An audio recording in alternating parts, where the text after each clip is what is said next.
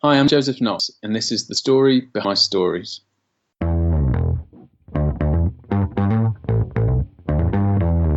You're listening to the Author Stories Podcast, bringing you the story behind the stories and the storytellers. Margaret White, Terry Brooks, Sheena Kamal, Matthew Quick, JT Ellison, Walt D. Williams, Brad Ford, Corey Dr. O, Brandon Sanderson, Robin Mock, Ernest Klein, Jim Butcher, Charlene Harris. Visit hankgarner.com for archives of all the shows. Today's guest is Joseph Knox.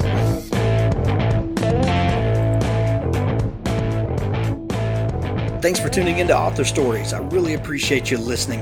If you go to hankgarner.com, you can go through all of the archives, more than 300 shows, author interviews with the very best people in publishing today. On the right-hand sidebar, there's places where you can subscribe for just about every platform that you could possibly listen to the show on. I'd like to thank some sponsors today for their faithful support and for enabling us to bring you quality content like we do. Crystal Watanabe from Pico's House is one of the best editors I've ever met and whose work I really admire. She offers developmental editing, line editing, and beta reading. She's currently booking for May, so go ahead and send her a message now to get your project scheduled with her. She has 4 proofreaders on staff, so she can accommodate authors with much shorter lead time than some other editors do. She's a new affiliate member of the SFWA, and she comes recommended by best-selling authors such as Hugh Howey and Samuel Peralta. Most of her experiences with science fiction, speculative fiction, and middle-grade fantasy, but she really enjoys editing all genres and can really make your project shine. If you will mention Author Stories when booking your editing services, you can receive a $75 discount on manuscripts over 60,000 in length or a $25 discount on short stories. Pico's House, Pickoshouse. Please tell Crystal that you heard about it on Author Stories. Also, the Debt Collector series by Chuck Buda. Debt is a death sentence. Michael Wright lives the American dream. He works hard every day but still lives paycheck to paycheck. The bills keep piling up and now his 10-year-old daughter requires surgery to save her life. Michael is in a race against time to find money, but how far is he willing to go? Is he prepared to do whatever it takes? Can he defeat a menacing evil that stands in his way? The Debt Collector series is a gripping tale of psychological horror, raising questions about our modern lifestyles and the terrifying possibilities that hit too close to home. One reader described it as if serial killers and Wall Street made friends. Pay up and die, delinquent, bankrupt. The Debt Collector series is available in paperback and ebook formats exclusively from Amazon, or free through Amazon Kindle Unlimited. Walk Beside Me by Christine Handy. Willow Adair has a picture-perfect life, or so it seems. A stunning model turned wife and mother, she lives in a beautiful home with her husband and 2 kids in historic Bexley, one of the wealthiest neighborhoods in Columbus, Ohio. On the outside, she has everything. On the inside, she struggles with issues of self-worth. Spurned by her neglectful husband and hated by her rebellious teen daughter, Willow never feels she is good enough. She fears everyone she loves will leave. Walk Beside Me is the story of a woman who peels away the layers to find her inner warrior, a woman who faces insurmountable odds and thanks to her earthly angels, learns to treasure the gift of God's infinite light and love. Walk Beside Me by Christine Handy. Thank you to all of our sponsors for making the show possible. If you would like to sponsor the show, please go to hankgarner.com, and there's a link in the top menu bar where you can do that. At the end of the show, if you'll stick around, we're going to have an audiobook clip from Richard Gleaves, the Jason Crane series. Well, thanks for joining me again for the Author Stories podcast, where I bring you behind the story and the storytellers. Today, I'm really excited to have Joseph Knox on the show with me. He has a book that's a new release here in the U.S. It's been out a while in the U.K. already, I believe. It's called Sirens, and this is one epic novel. I think you guys are really going to love it. Welcome to the show, Joseph. Hello, thank you for having me. Joseph, I begin each show with the same question, and that question is, what is your first memory of wanting to be a writer or a storyteller? Ooh, first memory. Well, I have always wanted to be a writer, and in some way I always have been a writer. a very small, insignificant way. But I was basically a weirdo kid, and I always had insomnia. And my mum and dad realised that if they bought me books, that I would stop wandering around the house at kind of 3 or 4 in the morning, making trouble, which I was usually doing. But there wasn't a lot of money in the family, and so once I'd reread those books several times, they began to look for a more cost-effective solution, which was to just get me a pen and paper, and I would write my own stories. So it was kind of this natural impulse that I always had from a young age, and I'm pretty grateful, really, that I sort of had that time, those years where I was awake, sort of between 11 at night and 7 in the morning, because I'm not sure that I could have learned how to write otherwise, really, because as you know, a lot of the business of being a writer, it isn't being interviewed, it isn't going to signings, it's usually sitting on your own and interrogating yourself for sort of 8 hours at a time, and that was how I learned, and that's my first memory of it, really. Interrogating yourself and interrogating the voices in your head. And yeah, the voices, definitely. And there were a lot of them then. Right. I think you have a very similar story to a lot of people. You know, it seems like writing is such a lonely, solitary thing until you hear so many stories of other people that had that same lonely, solitary thing, and you realize that there's some weird symbiotic connection that writers have, that you do this thing in quiet solitude, that so many other people are doing the same thing. It's really bizarre. Absolutely, you know, everyone who's up at 3 in the morning alone, typing away furiously. If you could see into the homes across the street, there's probably 4 or 5 of you. That's right. What sorts of books did you love as a kid? Well, my dad was a big science fiction nut. And so the kinds of things he would push on me would be, I mean, fantasy, but The Hobbit and Lord of the Rings were very early reads for me. And he was a huge fan of Starship Troopers, books like that. And so I read those kinds of things from a very, very early age. And then sort of whatever was lying around, and the author who I became most drawn to was Charles Dickens. I remember the book that really made me appreciate the kind of power of fiction and what fiction could do and be, was A Tale of Two Cities, which I read maybe in my very early teens, maybe a little bit younger.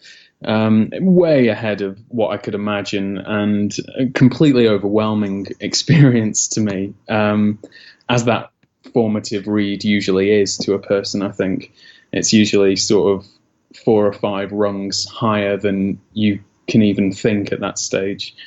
And I just remember reading it and kind of racing home every day just to get back to it. Gobbling up my dinner as quick as I could, just so I could run upstairs and get back to this kind of secret world that I thought I was living in. You know, I enjoyed it so much, and I became obsessed by it so much that I almost thought it was something to be ashamed of, in a way. I would just hide away and read A Tale of Two Cities for as long as I could, and it was a book that I reread quite a lot as a kid as well. But I remember when the first time that I ever finished it, it was as always with me, 3 in the morning, and I just started to cry, and I couldn't believe it. Nothing like that had ever happened to me before. I'd never cried at a film or a song or anything like that, but it just completely overwhelmed me. And kind of before I discovered that read, before that ever happened to me, I was, some would say still am, but I was such a stupid kid. I was so stupid, and I had no interest in school, and I was always in trouble. And I had no interest in school afterwards, and was still always in trouble.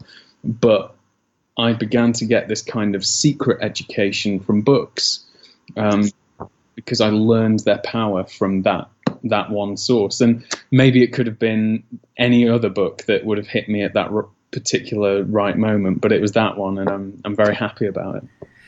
I'm really intrigued, Joseph, when I hear people talk about how a book connected with them at a young age, and we've all been in a literature class, and the teacher has tried to pour a book down our throat, and it absolutely does not connect with the kids. You hear so many horror stories of saying, I hated reading because this, or I never loved the classics because they just beat you over the head with it, and there was no context and there was nothing, no soul connection with this book, if you will. But I'm always intrigued when one of those books connects with a reader and it becomes something more than real to you, and that's something that the education system can't do for you. And I'm not advocating for not teaching literature, but there's got to be a better way somewhere. I don't know what it is, but I know when it does happen organically, it's magical. Absolutely. When it happens organically, there's no going back. I think it's for keeps.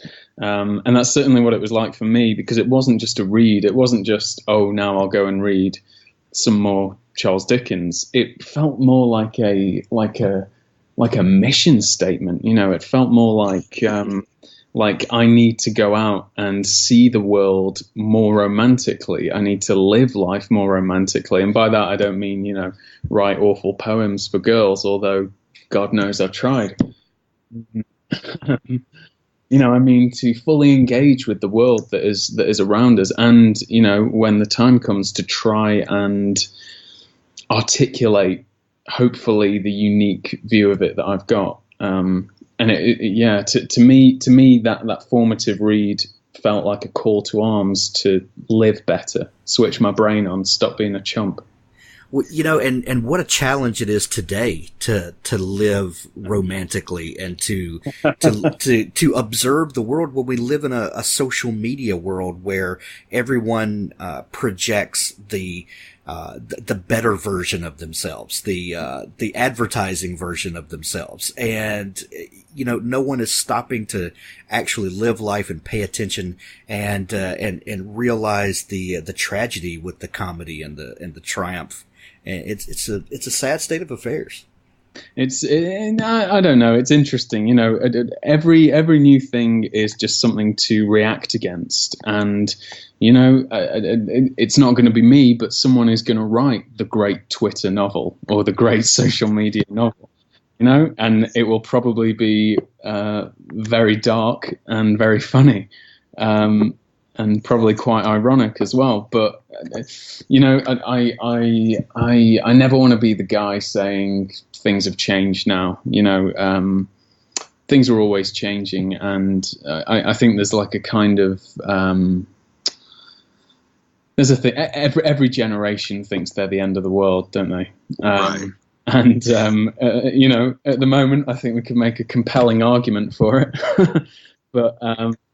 But at the same time, we're all playing the hand we've been dealt, and as a writer or a reader or just a person, really, you need to deal with the world you've got, and there's a kind of danger in denying that it's there in a way. So it's something I try and engage with. And try not to get too down about, because the way I look at the world is nothing to me is more important than reading. If I had to choose between reading and writing, it would be reading every time, because writing just makes my hair fall out of my head and makes me bang my head into a wall, and it's a shame that it's so vital and important, and it feels so vital and important because it would be lovely not to do it. But reading is a true pleasure, and reading, I feel like, is the thing that made me sane in the world and made me able to maybe take a step back and say, wow, look at that. I think otherwise I would find the world overwhelming and too much. And the way I always react to things is to read. And my kind of feeling about the world is no matter how bad it gets or bleak it looks or strange it looks, because it does change quicker than you can keep up with. The great thing is you'll never run out of good books. And to me, that's vital. There's a strange point in your life that you get, Joseph, where you realize that your to-be-read pile is larger than you can humanly read in your lifetime. and it's a little sad sometimes. Yeah, no, I think I'm there, really. But there is a sadness there. But as well, there's nothing better than having that pile, because one day you're going to be in the perfect place for one of those books. Exactly. And it's so great when it's there. Nothing's better. Yeah, for sure. You talked about being a troubled student, and I can relate to that because I was that same kid that school held nothing for me. And my education came, like you said, from books, and because I got to learn the things I wanted to learn, and I got to go way deep on things that I probably had no business going way deep on sometimes. But that's the joy of education. What did you think you wanted to do with your life after school? So my big dream growing up as a kid, and the subject of most of my childhood writing, was jokes and joke books. I had this big idea that I was going to be a comedian, and I was already a failed comedian by my early 20s. I'd crapped out of that quite quickly. But again, it was great practice for what writing is, which is sitting on your own doing it. So yeah, that was my original thing. Once I had kind of faded out of that, I guess I really just thought I would be dead by the time I was 30. I drank a lot and kept having these terrible late nights. I fell into like a bad, unproductive, unhealthy life where I guess I drifted from my family and my friends quite substantially, to the point that, you look around a year later and there's sort of no one left. And I kind of drifted into this strange sort of bar life in the city that I was living in, which was Manchester. And it's an amazing town. It's a huge city, but the city centre is very compact, and you can kind of walk from one side of it to the other very easily. And so the bar culture and the late night culture is really interesting. And so I was kind of living that life and working in these bars. And as a night owl and a kind of people watcher and, as discussed, a weirdo, I found it really interesting to watch the city change overnight, and to see people change overnight, people whose behavior would be completely respectable and upright in daylight would turn into wild animals after 1 a.m. And I kind of became obsessed with this. And I've always loved the kind of the night owls of the world, the Tom Waits type persona. And I just began kind of watching it and noticing it and writing it down. And I lived that life for a couple of years, and, it was unhealthy, and my skin kind of turned grey, and, the bags under my eyes looked like I'd been punched in the face. But it turned out that was research for a book. Now, at the time, I didn't realize that was research for a book. At the time, I thought I had completely gone adrift from any way back into a normal life, and that I'd ruined my life, essentially.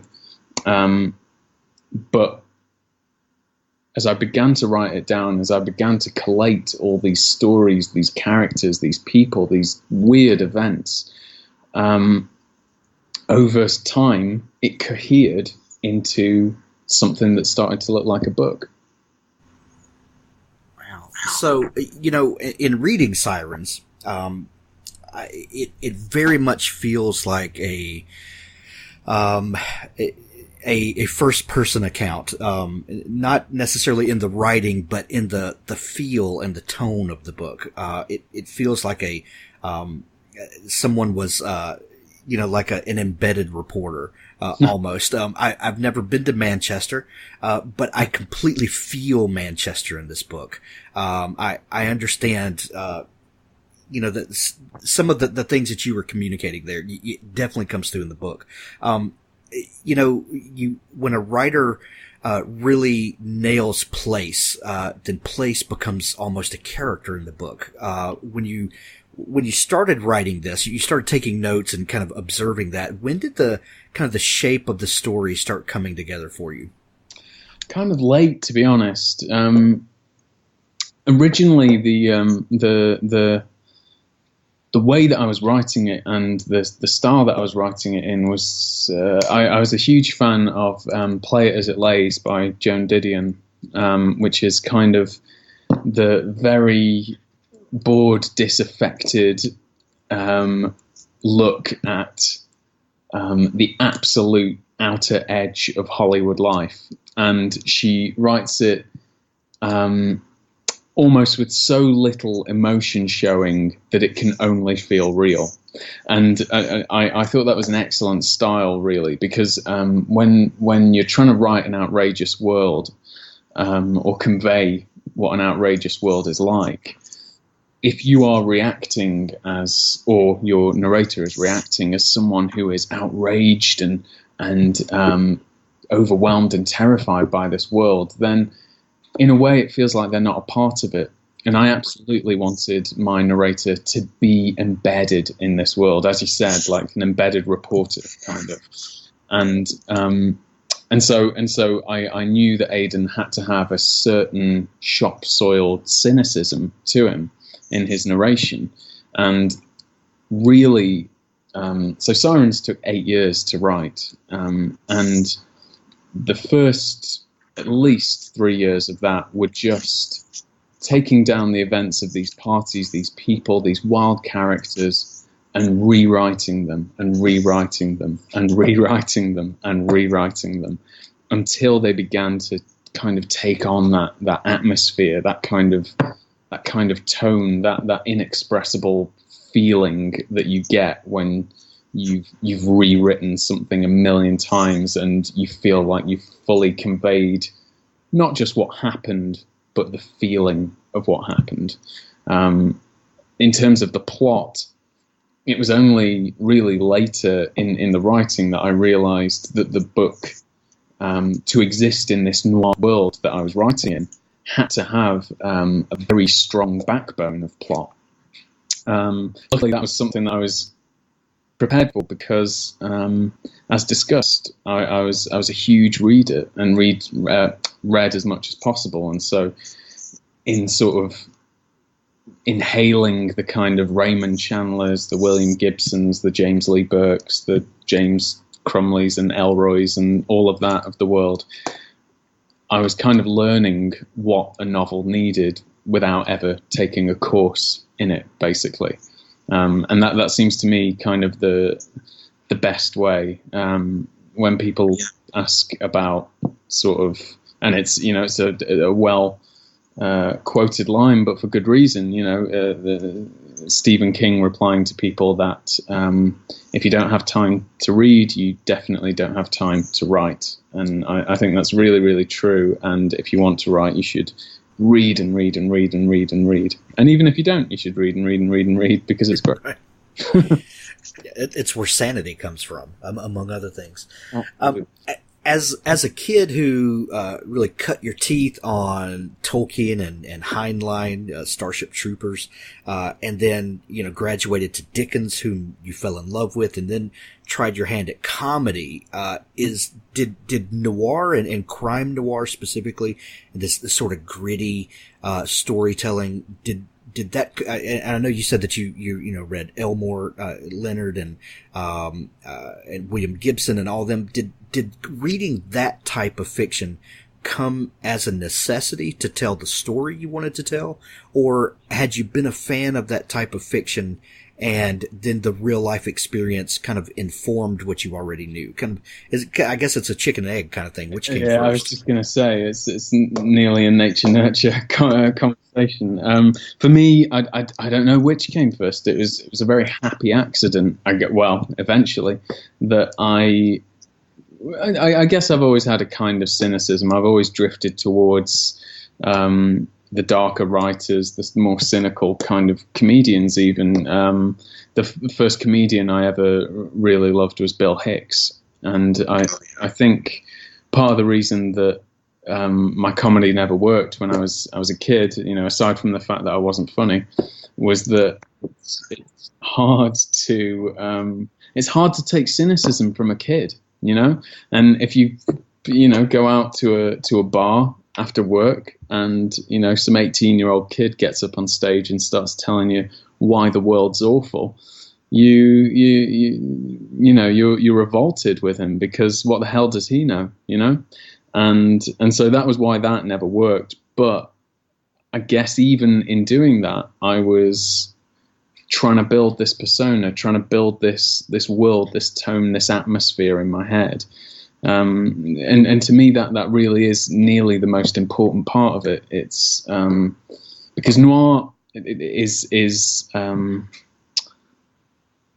it's a hard thing to write. It has a kind of a feeling that you don't find anywhere else. I once saw a definition of noir that said it was beautiful doom. And to me, that is a wonderful description of it. And always what I was trying to do was to write doom beautifully. And it turns out that takes a few years to learn. So you said that Sirens took 8 years to write. What were you doing during that 8 years? And did you know that this was going to be your kind of debut novel?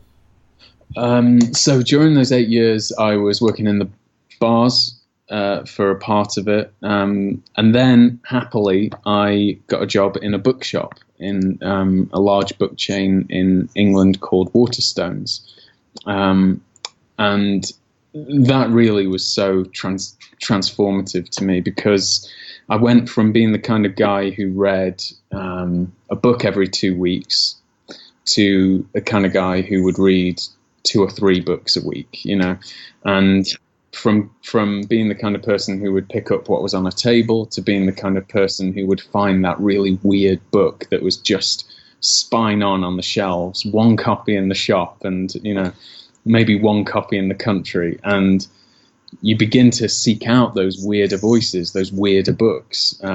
So getting a job there was very, very good for me. It also calmed my life down a lot. And as well, for the first time in my life, put me in a situation where I was around real readers, both as colleagues and customers. And it was an amazing thing for me, because it was the first time I've ever fit in anywhere in my life, and meant the absolute world to me.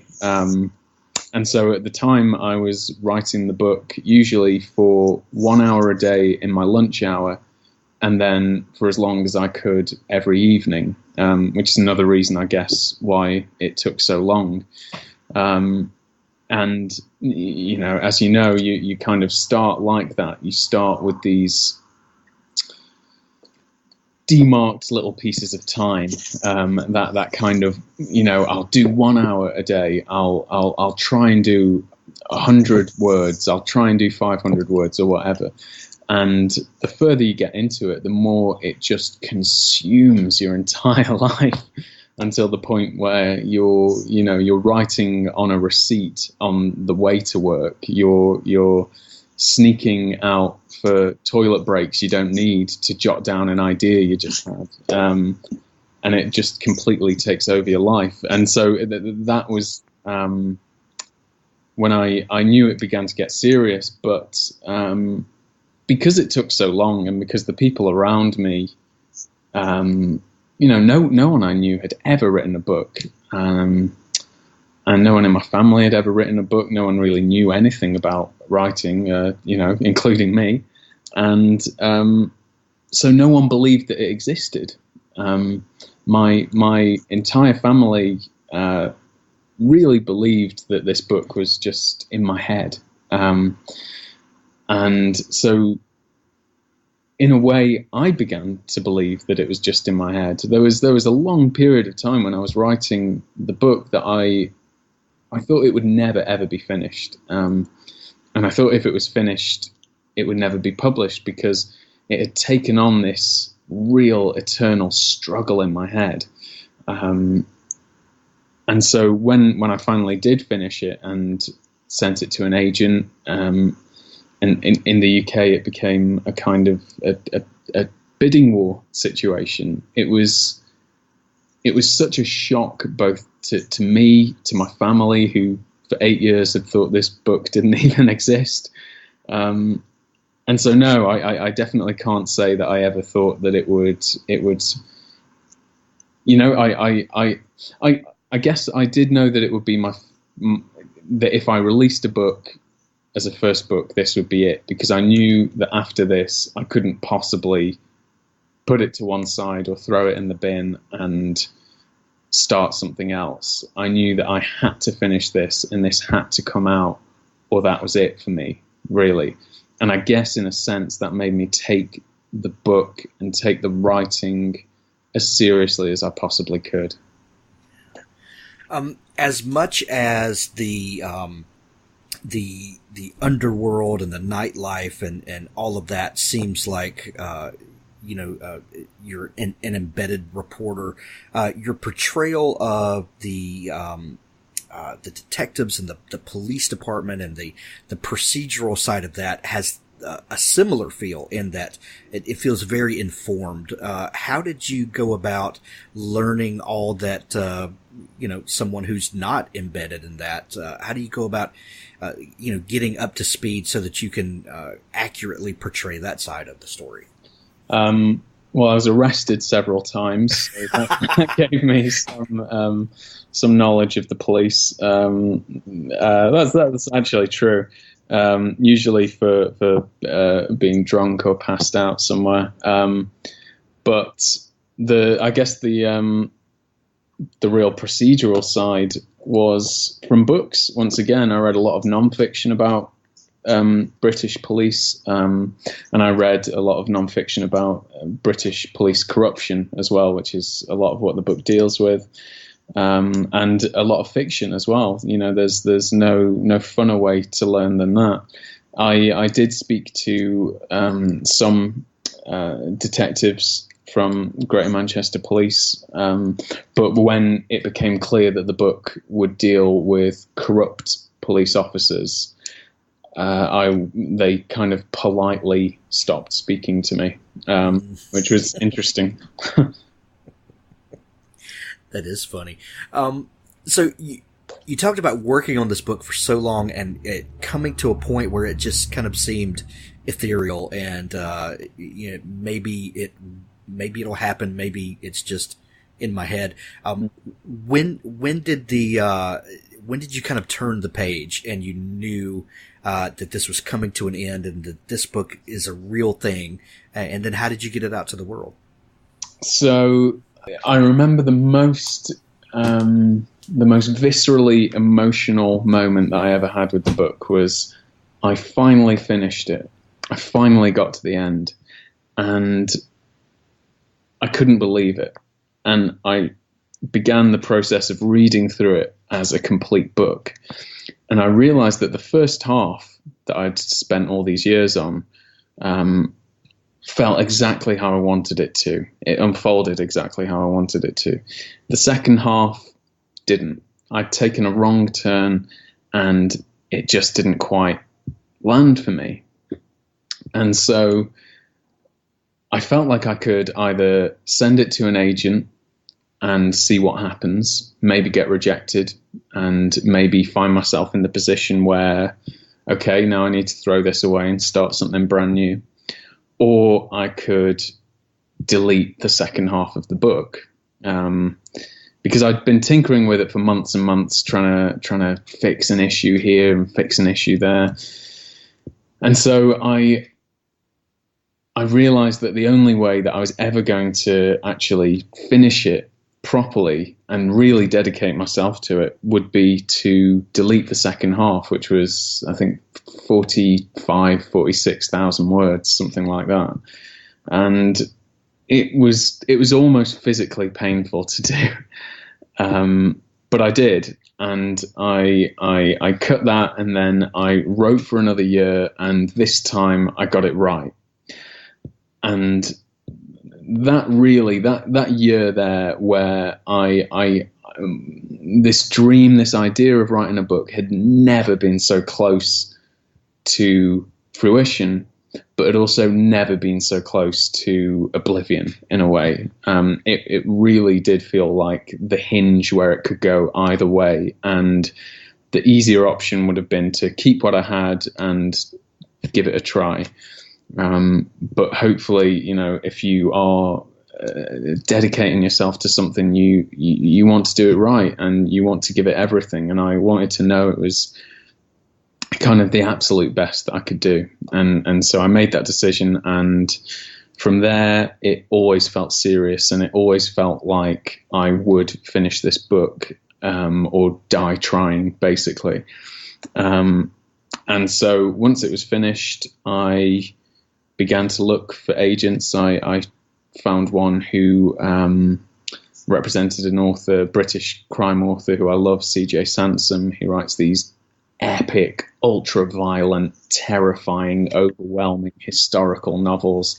And even though they're historical, I read between the lines and saw a lot of similarities between my stuff and his, which is, I guess, basically that, first of all, they both have first-person narrators, sort of trying to be good men in very corrupt worlds. But secondly, they kind of deal with a nihilistic, uncaring world as they sort of try and do their best in it. And so I thought the agent who likes that book might like my book, and happily I was right. It was very interesting as well, and something I often tell to people who are looking for an agent is to try and look below just the surface level of what the books are, because my book next to C.J. Sansom's look completely different. His are historical Tudor novels, and mine is urban noir. But I saw a similarity, and indeed when I talked to my agent about it, he said, all he gets sent are historical books all day long, because that is how he made his name. And so mine stood out a little bit. So just an interesting thing for anyone who's at the dreaded stage of submission.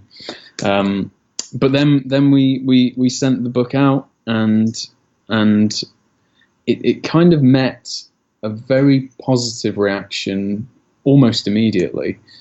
There were offers very quickly, and as I say, we had a kind of, that dream situation that you don't even really believe exists, right, of various companies bidding for it and trying to work out who the hell's best and who suits you best, and trying not to just go on, who wears the nicest suit and has the best smile or is kindest to you or whatever, but to go with where you think you'll find the right home. And so it very quickly became a very different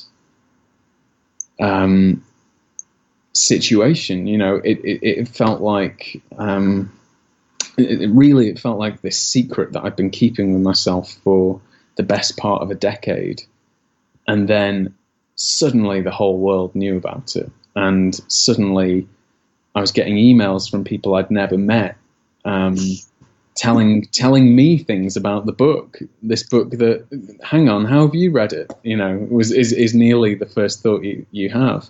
It's very unusual to go from having no readers to having a lot of very informed, very intelligent, very incisive readers, and quite overwhelming as well. But obviously, at the same time, incredibly lucky. And I do believe that is a huge part of it, because just as I was saying about, Charles Dickens, that was the right book for me right at that moment. Just as we were saying about our to-read piles, you have the great thing about having a huge to-read pile is that the right book for the right moment is probably there if you look for it. And for whatever reason, Sirens, for this handful of people, was the right book for them at that right moment. And I'm just can never articulate how lucky I feel about that. And it's about to release in the States now. It's already done really well in the UK. There's a really interesting, that crime fiction in general seems to be a very enduring and endearing genre to readers. Just last year, the end of last year, they made a new movie from Agatha Christie's Murder on the Orient Express, a 100-year-old book that did very well at the theaters, and my family and I went to see it, and it was very well done, and those stories really hold up, and of course we see changes in the genre, and I don't know that you could write that book again today, with our modern sensibilities and that sort of thing. But how do you see the genre changing, and why do you think these kinds of stories really connect with us readers on such a deep level? Well, I mean, the wonderful thing about crime fiction is that you get to do what you would like to in real life, which is kill people. But no, like what I love about crime fiction, and the thing when I'm reading a really great crime novel that makes my hair stand up on end, is when it's an investigation of people rather than just a murder. Because crime fiction is the most perfect, wonderful excuse to go snooping around in people's private lives. Because if someone dies and it's in, unexpected circumstances, questions have to be asked. And it means that you can expose people's secrets, their hopes, their dreams, their fears, all of that good stuff that fiction and drama sort of just springs from, is kind of right there for the taking. So I always feel like good crime fiction is an investigation of people rather than just a murder. And there are those kinds of books that are kind of just, what's the most obscene way that I can kill a woman, and there are a lot of those books, but I'm always drawn to the ones that are about people's motivations and the ones that are somewhat believable as well. But there's also the kind of, there is something reassuring about crime fiction as well, which is that usually there's a resolution. And I think particularly, you look at a world at the moment where we're absolutely just surrounded on all sides by all kinds of problems, political, economic, just the way that we even communicate with each other, it's so rare now that you even pick up the phone to talk to a good friend because you have seen their Facebook status and you kind of just feel like you know how they are. And so in this overwhelming, confusing, difficult world that no one can quite explain or understand, there's something kind of quite reassuring to know that when you open a crime novel and it starts with a mystery, by the end of it, hopefully, it's going to be explained to you. And there's definitely that part of it. The book is called Sirens. It's out when you're listening to this. It's out available everywhere. Joseph, what are you working on now? I have just finished my second novel, which was a really interesting experience to spend 8 years on one book and a year and a half on the next. Which it's why I've got much less hair now than I had in my author photo. Right. But it was amazing, actually, because it was the first time I ever wrote a book full time. It was the first time I've ever written full time in my life, and so I was really interested to see how that would be. And it was really interesting. And there were 6 months where I wrote for 16 to 20 hours a day every single day, and it felt like the most alive that I've ever been. It's a follow up to Sirens. It follows Aidan, the protagonist. It's called The Smiling Man, and it's based on a real life unsolved murder. With one of the most confounding and weird and mysterious that I've ever come across, basically. A man who was in real life murdered in the 1960s, but had all form of identification stripped from his body, and to this day has never been identified. And so I translated the action to Manchester and tried to answer these questions of identity. Why would someone go to these lengths to hide who they really are? And it's great because I could use it as an excuse to really, once again, in that word, interrogate. I can really interrogate who Aidan is. So that has... I've finished that, and that is released in the UK in a couple of weeks, actually. Nice. Yeah. Joseph, where can people find you online if they're just learning about you and your work, but maybe they're intrigued by what they heard and want to dig in? Where can they find you and follow along? I'm on Twitter, Joseph Knox __, I think. And I'm also on Facebook. And if you go to Instagram and type in KNOBBTH, Nobth, for whatever reason, you will find pictures of me generally drunk and debauched at festivals, with the occasional picture of me hunched over a notebook writing. Right. Joseph, thank you so much for taking time to come on the show. My new goal is to score a UK copy of the new book when it comes out in a couple weeks. I'm excited about that. Thank you so much for taking time to come on the show today. Thank you so much for having me. It was a pleasure. Thanks for listening to the Author Stories podcast. For more great author interviews like this one, go to hankgarner.com and dig through the archives. There's something there I know you'll love. Now stay tuned for a special audio clip from Richard Gleaves' The Jason Crane series. Mather steepled his hands. "You asked to join us once?" Hedwig leaned forward, eagerly. "The appointed. Does that appeal?" "Yes." "Do you even know what we do?" "My grandmother used to say that you control the world. That's not far off. But why? To what end?" "I don't know. Power?" "Pour me a bourbon." Mather reached into his briefcase and produced a file folder. "I want to tell you one story. Have you ever heard of Centralia, Pennsylvania?" "No." He produced a photo for Hedwig's inspection. Spring of 1962. A pretty little town, wasn't it? Whitewash and ticky-tacky, pastel housewives and perfect lawns. A mining community, mostly. Coal. He turned over a second photo. A lovely young woman. There was a single witch in Centralia named Anna Lively. Anna had a green thumb. She could make her garden grow, whisper to a flower, and send it shooting from the ground like that. Just lovely. But she was discovered.